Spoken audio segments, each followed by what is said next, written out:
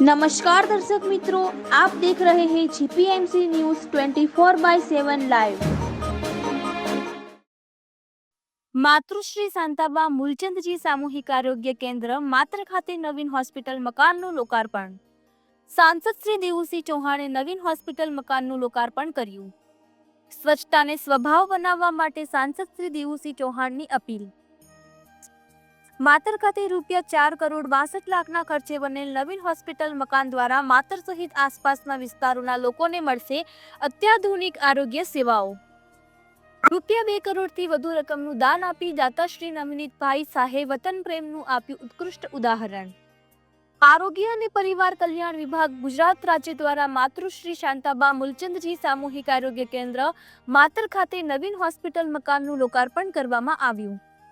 આ પ્રસંગે માતર ધારાસભ્ય શ્રી કલ્પેશભાઈ પરમાર, જિલ્લા કલેક્ટર શ્રી અમિત પ્રકાશ યાદવ, જિલ્લા વિકાસ અધિકારી શ્રી જયંત કિશોર, નગરપાલિકા પ્રમુખ શ્રી જ્યોત્સનાબેન પટેલ, મુખ્ય દાતા શ્રી નવનીતભાઈ શાહ, તાલુકા પંચાયત પ્રમુખ શ્રી અમિત મકવાડા, પ્રાંત અધિકારી શ્રી સૂરજ બારોટ, જિલ્લા આરોગ્ય અધિકારી શ્રી ધ્રુવે, RCHO શ્રી પઠાણ, મુખ્ય ટીબી અધિકારી શ્રી બારોટ, સરપંચ શ્રી ભગવત પરમાર સહિત તમામ મેડિકલ અને માતરના પ્રબુદ્ધ નગરજનો ઉપસ્થિત રહ્યા હતા।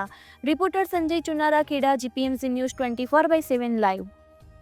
સરકારના લોકલાડીલા મુખ્યમંત્રી આદરણીય ભૂપેન્દ્રભાઈ પટેલ સાહેબના આશીર્વાદથી આરોગ્ય અને પરિવાર કલ્યાણ વિભાગના મંત્રી શ્રી ઋષિકેશ પટેલના ભાવનાથી આજે ખેડા જિલ્લામાં માતર મુકામે લગભગ 5 કરોડથી વધારે રકમનું CHCનું લોકાર્પણ લોક ભાગીદારી અમારા સ્થાનિક અહીંના દાતા આદરણીય નવનીત કાકા શાહના પરિવાર તરફથી માતૃશ્રી શાંતાબાના નામે પણ 2 કરોડથી વધારે દાન આપીને આજની એ માતરની જનતા માટે એક આધુનિક સેવાનું CHC સેન્ટર અહીંયા પ્રારંભ થયો છે।